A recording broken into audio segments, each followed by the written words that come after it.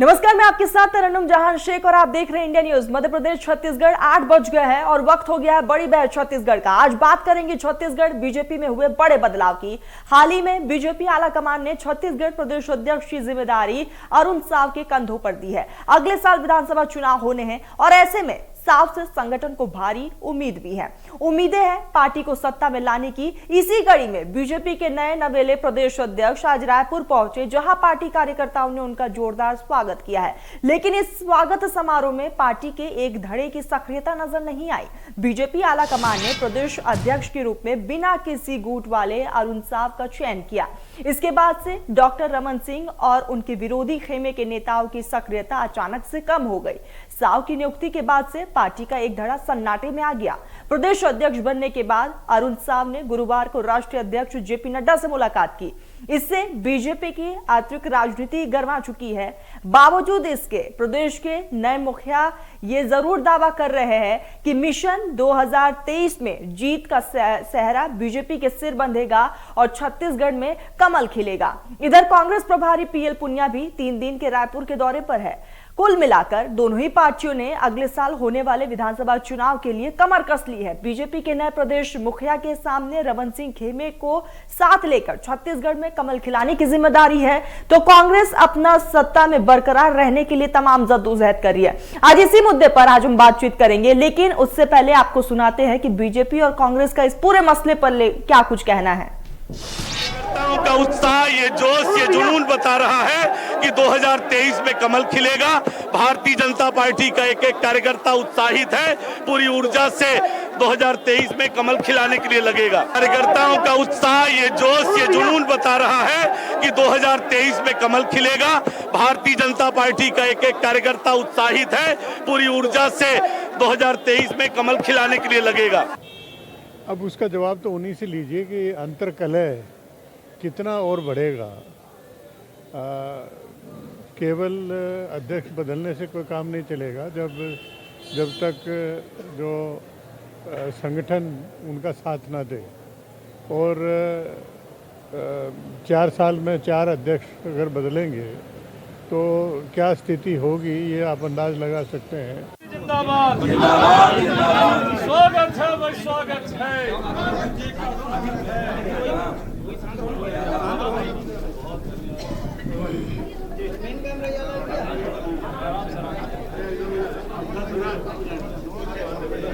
एक मिनट,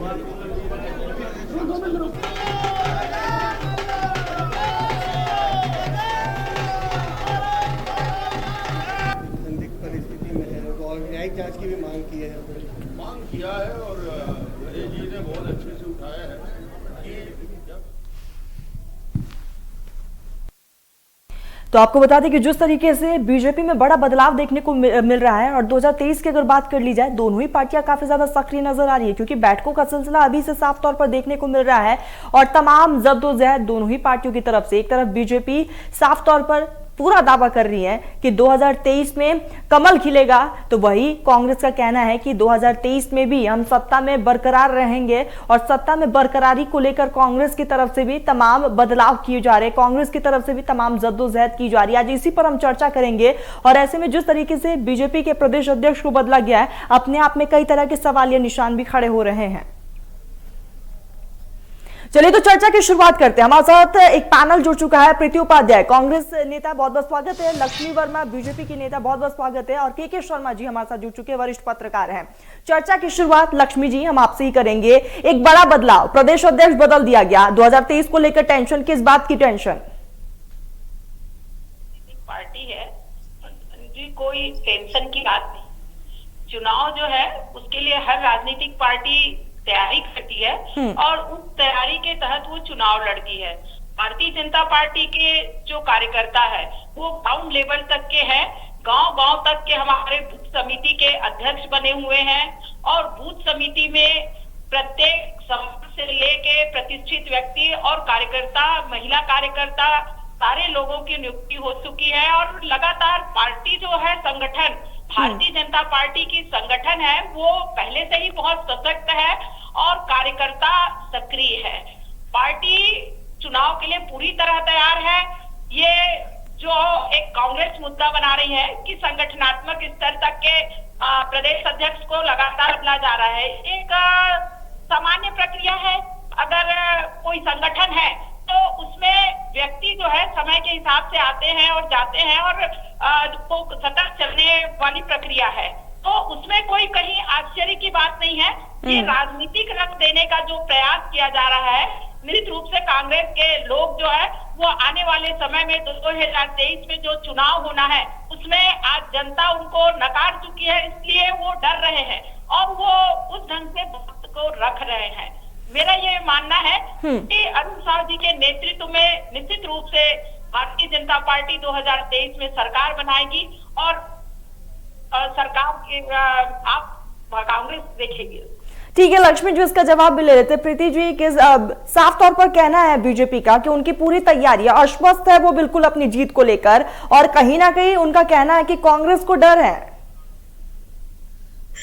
सपना देखना अच्छा होता है, मगर इनके सपने देखने से और नेतृत्व में बदलाव करने से देखिए ना तो डॉलर 40 रुपए पे आ रहा है, ना सिलेंडर हो रहा है 350 रुपए का, ना ही सबके जेब में 15 लाख आने वाला है और ना ही रोजगार मिलने वाला है यहाँ के युवकों को। तो देखिए सपने देख रहे हैं ये, पर भारतीय जनता पार्टी के देखिए छत्तीसगढ़ में तो इनका कोई वर्चस्व है ही नहीं। पूरे देश में अब इनकी स्थिति जो हो रही है, इनके पैरों तले जो जमीन खिसक रही है, तो इस तरह के बदलाव करके ये बस कुछ दिखाना चाह रहे हैं जनता को भी और अपने कार्यकर्ताओं को भी। और कार्यकर्ता जो है वो त्रस्त हो गए, देखिए जगह जगह केवल दरी बिछा करके और कुर्सियां लगा करके, क्योंकि वो देख रहे हैं कि हर राज्य में क्या कर रही है बीजेपी और किस तरह से जनता त्रस्त है इनके नीतियों से। तो ये सपना देख सकते हैं और जो भी इन्हें बदलाव करना है ये करते रहे, मगर जनता इन्हें नकार चुकी है। छत्तीसगढ़ से शुरुआत हुई थी नकारने के और ये हर जगह देख रहा है। मध्य प्रदेश बगल में बात करें तो जो अभी लोकल बॉडी इलेक्शंस हुए उसमें इनकी जो दुर्गति हुई है, और उसके बाद जिस तरह से बिहार में एनडीए के जितने सहयोगी दल थे, देखिए ईडी को छोड़ करके, ऑफकोर्स ईडी को छोड़ करके सारे सहयोगी दल इनको छोड़ करके जा रहे हैं अब। तो इनकी नैया पूरी डूब चुकी है, एनडीए की नैया। इन्हें पता है भारतीय जनता पार्टी का पूरा वर्चस्व खत्म हो चुका है, धरातल पे ये नहीं है। इन्हें जनता इनके नीतियों से त्रस्त हो चुकी है, इनको कोई पूछने वाला नहीं है। 2023 में कांग्रेस फिर से सरकार बनाएगी और इससे भी अधिक सीट लेकर के सरकार बनाएगी। लक्ष्मी जी, साफ तौर पर प्रीति जी ने कई तरह के गंभीर आरोप लगाए, वो तमाम जवाब आपसे लेंगे, लेकिन इसी बीच मैं केके जी का रुख कर लेती हूँ। केके जी, बीजेपी में जिस तरीके का बदलाव देखने को मिल रहा है, किस तरीके से आप इसे देखते हैं? देखिए, भाजपा में कुछ दिनों से मांग उठ रही थी कि युवा नेतृत्व हो, आक्रामक चेहरा हो। जिस तरह से भूपेश बघेल एक आक्रामक फ्रंट फुट में राजनीति कर रहे हैं, उसी तरह से यहाँ पे थे। तो एक 54 वर्षीय युवा को जो कि सांसद है और 2019 में ही सांसद बने हैं, उससे पहले संघ परिवार से उनका जुड़ाव रहा है। जो अभी तक जानकारी 2-3 दिनों में इनके जो बायोडाटा जो आ रहे हैं वो संघ परिवार से जुड़ा है। इनके पिताजी भी सरपंच रहे और एक आधार बेस इनका मजबूत है। अब ये है कि भाजपा में जो वरिष्ठ नेता हैं उनके बीच सामंजस्य स्थापित करते युवाओं को एक उत्साह पैदा करना। भाजपा के बाद निश्चित रूप से टीम है, बहुत स्तर पर टीम है। अब पन्ना प्रभारी भी बनाया जा रहा है। एक पन्ना, पेज के 2 पेज होते हैं, एक पन्ना प्रभारी भी बनाया जा रहा है बूथ के भीतर, जो उन मतदाताओं का ध्यान रखेंगे, उनकी आवश्यकता क्या है, किस प्रकार से वो इनकी सोच है, उनकी सोच को भाजपा की ओर तब्दील करने का ये प्रयास है। अब देखना यह है कि जो नया अध्यक्ष बने हैं उनके पास चुनौती है, लेकिन वो एक बात कर रहे हैं कि परिश्रम की पराकाष्ठा और ईमानदारी से काम करने की जो बात कर रहे हैं, इसकी अभी उनकी निश्चित रूप से परीक्षा होनी है। लेकिन काम करने का जज्बा एक युवा नेतृत्व जब आता है तो उसमें एक उत्साह ज्यादा होता है। तो इस उत्साह को युवाओं के बीच कैसे लेके जाते हैं, युवा मोर्चा की टीम है, महिला मोर्चा की टीम है, इनको किस रूप में जाते हैं और पिछड़े वर्ग के आते हैं। सबसे ज्यादा सीट इसी का है, लगभग 50 सीटों को ये प्रभावित करते हैं। 29 आदिवासी है और 10 अनुसूचित जाति है। तो ये जो वोट बैंक है पिछड़े वर्ग के नाम से, उसको किस रूप में साधते हैं। जहां तक छत्तीसगढ़ आदिवासी राज्य है, 29 सीट है, 29 में से 25 में अभी कांग्रेस का कब्जा है, तो उसको किस रूप में लेते हैं ये देखना है। कि अभी तक तो ये बात आ रही है कि राष्ट्रपति आदिवासी बनाने का लाभ नीचे तक ले जाने के बाद हो। दूसरी ओर बिहार की बात प्रीति जी कह रही थी, तो बिहार में जिस तरह से एक बात आ रही है कि विपक्ष पूरी तरह देश भर में एकजुट हो जाएगा, तो ये एक प्रयास है उनका कि किस रूप में लेते हैं कि कांग्रेस के नेतृत्व में सभी दल एकजुट आते हैं कि कोई और नेता सामने आता है, और ये अलग उनके भीतर की बात है। लेकिन छत्तीसगढ़ में कांग्रेस और भाजपा के बीच ही आगामी चुनाव होना है, और उसमें बसपा और जोगी कांग्रेस की एक अपनी भूमिका है, जो 10% वोट शेयर अपने पास लेके गए थे पिछले चुनाव में। तो इसमें अजीत जोगी के नहीं रहने से कितना फर्क पड़ता है, और उनका वोट बैंक को भाजपा क्या अपने पास ले पाती है। जो 10% का गैप है, 33-40, 10% के जो गैप विधानसभा चुनाव में रहा है, उसको भाजपा कैसे भर पाती है, यह देखना है। और एक नया नेतृत्व की जो बात आ रही थी, पुराने नेताओं के चेहरा बदलने की जो बात आ रही, भाजपा ने उस पर आम कार्यकर्ताओं की बात को सुनते हुए, मानते हुए एक नया चेहरा दिया है। देखना है साफ तौर पर कह सकते हैं कि बीजेपी का पूरा फोकस कहीं ना कहीं युवाओं पर है। प्रीति जी, मैं आपके पास आऊंगी, सीधा लक्ष्मी जी के पास चलती हूं मैं। लक्ष्मी जी, प्रीति जी ने कई तरह के गंभीर आरोप लगाए हैं आप पर कि झूठ की राजनीति, तमाम चीजें प्रीति जी ने आप पर कई गंभीर आरोप लगाया है पार्टी पर। और इसी के साथ लक्ष्मी जी, जिस तरीके से यहाँ पर बड़ा बदलाव किया गया है, कह सकते हैं कि ओबीसी को साधने की कोशिश है बीजेपी की। प्रीति जी खुद को सोचना चाहिए कि सपने देख रही है कांग्रेस के लोग, सपना देख रहे हैं। आज पूरी देश में खत्म होने के बाद अभी पिछले टाइम में 5 राज्यों में चुनाव हुआ है, और क्या स्थिति रही है वो देख रहे हैं। उनके बड़े नेता और हमारे प्रदेश के मुख्यमंत्री जी को जवाबदारी मिली थी, और उनके नेतृत्व में कितनी सीटें आई है ये उनको देखना चाहिए। ये सपना देखना कांग्रेस छोड़ दे कि पूरे देश में आज उनकी क्या स्थिति है, इसके देखना चाहिए। और इनको देख के उनको स्वयं आकलन करना चाहिए।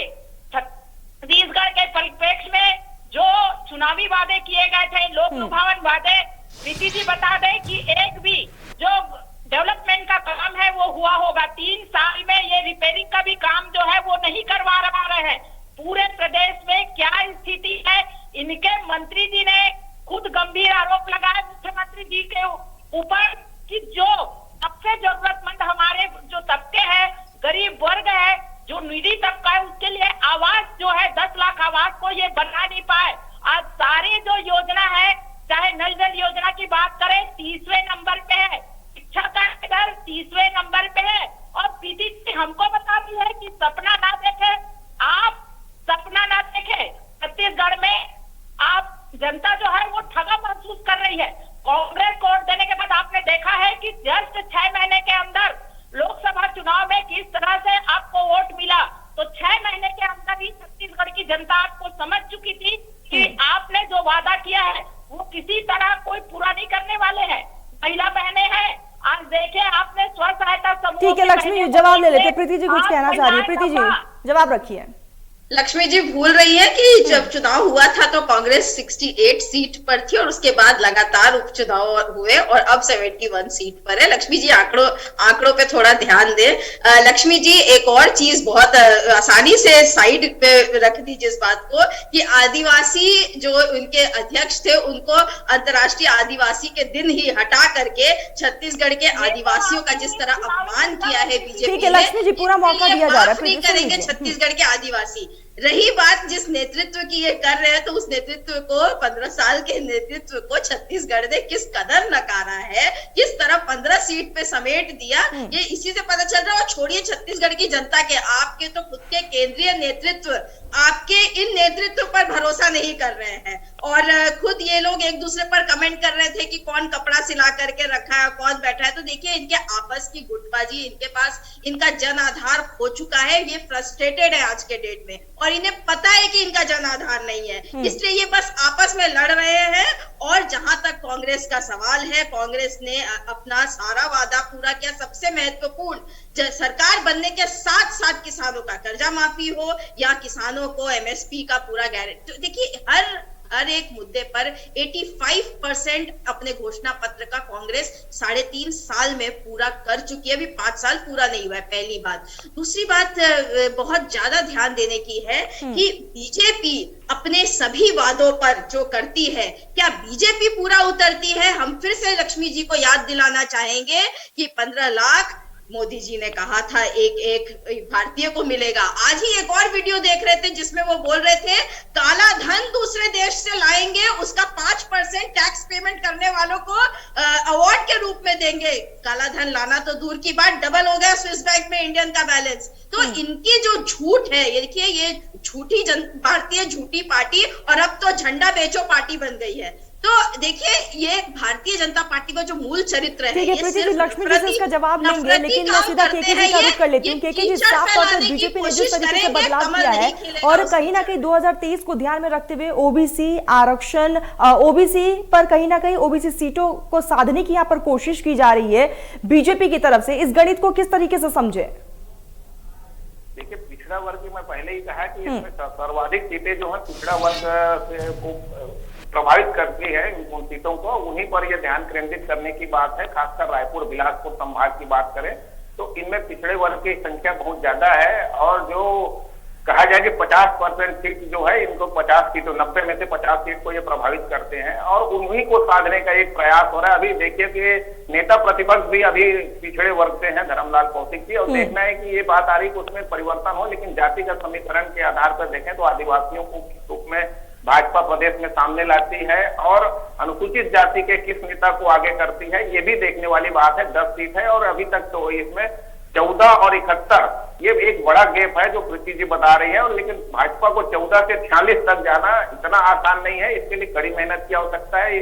कार्यकर्ताओं में, एक एक कार्यकर्ता में इच्छा शक्ति जगाने की बात है। साथ ही प्रदेश सरकार की नाकामियों को किस रूप में लेके जाते हैं और 15 साल बनाम 5 वर्ष का जो होगा, एक जनता को इसमें भी तय करना है कि जो विकास की गति जो छत्तीसगढ़ राज्य निर्माण के बाद है उसमें भाजपा कहाँ है और कांग्रेस कहाँ है, ये भी इस बार मतदान होगा। जैसे हर बार बात आती 15 साल क्या हुआ और 5 साल में अभी क्या क्या काम होगा, ये सब विषय है। न्याय योजनाएं जो चला रही है, मुख्यमंत्री तो लगातार अभी दौरे में है, अंबिकापुर और बस्तर का दौरा हो चुका है उनका, और अब अन्य इधर पिछड़े वर्ग और मैदानी इलाके में उनका दौरा होना है और लोगों से भेंट मुलाकात के माध्यम से वे जनता तक नब्ज पकड़ने का प्रयास कर रहे हैं और किस प्रकार की कमियां हैं उसको दूर करने की बात हो रही है। विकास और भूमि पूजन लोकार्पण के जरिए वो जनता के बीच जा रहे हैं और इधर भाजपा को उनकी नाकामयाबी संगठन को ही मजबूत करने में है। अब सब नेताओं को एकजुट करके, जैसे मैं बता दूं कि अरुण साहब पहले से ही कोर ग्रुप के सदस्य रहे हैं, 2 साल से रेणुका सिंह केंद्रीय मंत्री है, वो भी कोर ग्रुप में, और अरुण साहब भी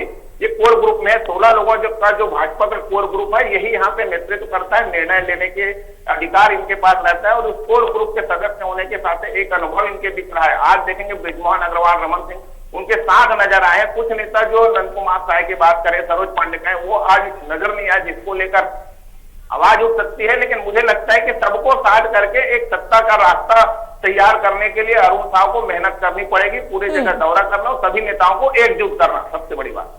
ठीक है, सीधा मैं लक्ष्मी जी का रुख करती हूँ। लक्ष्मी जी, जिस तरीके से बीजेपी में एक बड़ा बदलाव हुआ है, लेकिन बीजेपी में ही एक खेमा ऐसा है जो नाराज चल रहा है, उसको इस बदलाव से खुशी नहीं मिल रही है।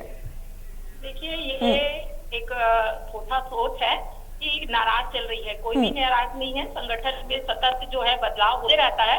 सारे लोग आज पुराने हमारे जो भी संगठन मंत्री थे वो सभी आज जो रैली में शामिल हुए और उस ढंग से उनका स्वागत किया गया, सम्मान किया गया। पार्टी के सारे कार्यकर्ता उत्साही हैं और निश्चित रूप से सब लोग मिलकर पार्टी के लिए काम करेंगे और 2023 में भारतीय जनता पार्टी की सरकार बनेगी। बहुत सारी बातों को अभी प्रीति जी कर रही थी, रख रही थी, लेकिन आज प्रदेश की जो हमारी जनता है वो देख रही है। आज सभी विभागों के द्वारा लक्ष्मी जी कौन से गुट से है? प्रीति जी आती हूँ, आपके पास आती हूँ प्रीति जी। देखिए, मैंने पहले भी कहा है, आप ये कोई हम नहीं कह रहे हैं। लक्ष्मी जी, लगातार आप आरोप लगा रही है कि प्रदेश सरकार कुछ काम नहीं कर रही है, लेकिन खुद प्रधानमंत्री नरेंद्र मोदी तारीफ करते हुए भी नजर आए। देखिए, कुछ चीजों को आप जमीनी हकीकत में आपको लेके चलती हूँ। जी, चलिए आप गांव में देखिए, इन्होंने गौठान योजना तो बनाई है। आज पूरे गांव में आपको गाय जो है वो गौठान में नहीं, गाय के बाहर, गौठान के बाहर नजर आएंगी, सड़कों पे नजर आएगी। और ये गुजरात की स्थिति देख लीजिए, क्या हो रहा है वहाँ गाँव की स्थिति। योजना को धरातल में कितना पहुंचा पाई है, ये तो आज कागजी आंकड़ा पर प्रस्तुत करने से नहीं होता है, इसको धरातल में भी जनता के बीच में लाना पड़ेगा। और आज पूरा छत्तीसगढ़ प्रदेश है वो कोरोना काल में, लेकिन लक्ष्मी जी ऐसी प्रधानमंत्री नरेंद्र मोदी तारीफ नहीं ना कर देंगे। ऐसी कांग्रेस की सरकार है जिनको जनता की कोई फिक्र नहीं थी और प्रीति जी बात कर रही है। आज लक्ष्मी जी, आप बस इतना बताइए, आप कौन से गुट से हैं? रमन सिंह गुट से कि बृजमोहन अग्रवाल गुट से कि नए अध्यक्ष के गुट से? जो भी योजना चल रही है सेंट्रल, लक्ष्मी जी कौन से गुट से है, वे हम जानना चाह रहे थे, जनता भी जानना चाह रही है। एक भी काम नहीं किया। सड़कों की स्थिति भी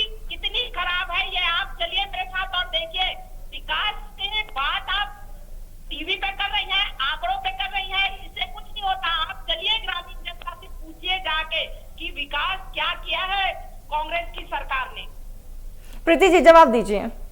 देखिए लक्ष्मी जी से हम डायरेक्ट ही बोलना चाहेंगे, आंकड़ों पर तो बात होती ही है, आंकड़ों पर तो स्पष्ट बात होती है, और आंकड़ों पर बात होती है तभी मोदी जी को भी छत्तीसगढ़ सरकार की सराहना करनी पड़ती है, नीति आयोग को भी करनी पड़ती है, क्योंकि आंकड़े झूठ नहीं बोलते।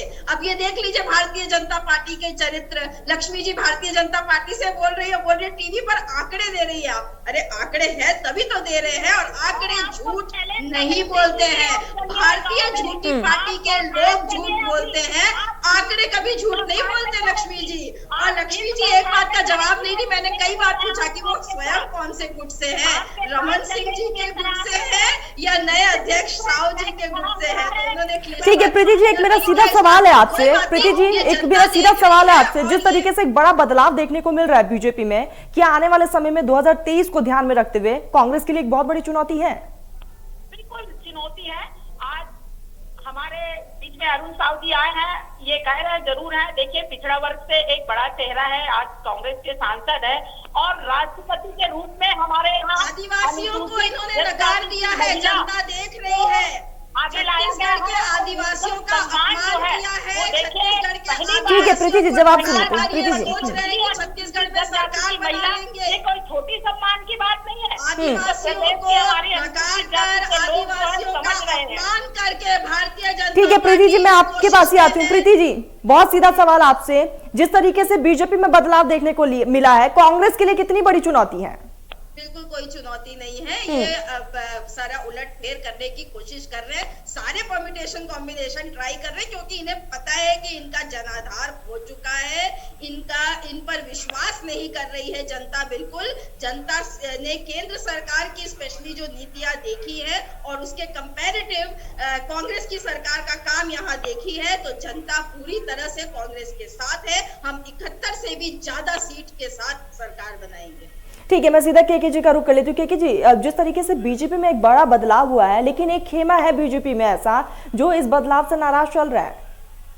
अभी तक की बात नहीं कर सकते, आज तो वहाँ है, स्वागत हुआ है, तो तिरंगा यात्रा भी शाम को शामिल हुए। धीरे धीरे नेताओं का क्या रवैया है ये देखने को मिलेगा। फिलहाल तो सभी उनका स्वागत कर रहे हैं, नया चेहरा है, लेकिन सबके भी सामंजस्य बैठाने की एक जिम्मेदारी उनके पास है। और दूसरी तरफ जो कांग्रेस की बात करें तो नरवा गुरवा गरवा बारी जितने भी उनके जो नीतिगत जो कार्य है उसका तो समर्थन है। ये प्रधानमंत्री ने भी उसकी तारीफ की है, गौ संरक्षण को लेकर के जो उनका काम है, गोठान निर्माण का। लेकिन जो क्रियान्वयन में जो कमियां गिना रही हैं लक्ष्मी जी, वो देखना है कि जनता में किस तरह से वो पहुंचती वहां पे।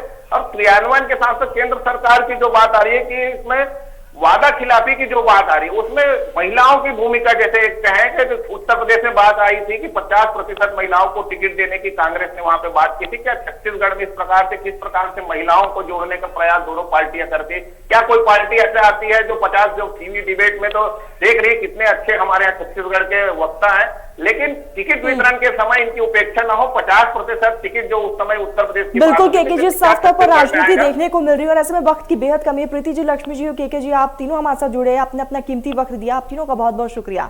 तो साफ तौर पर 2023 को लेकर जद्दोजहद दोनों ही पार्टियों में देखने को मिल रही है और वार पलटवार का सिलसिला भी देखने को मिल रहा है। फिलहाल मेरे साथ बड़ी बहस में बस इतना ही। देश प्रदेश की तमाम बड़ी खबरों के लिए आप देखते रहिए इंडिया न्यूज मध्य प्रदेश छत्तीसगढ़।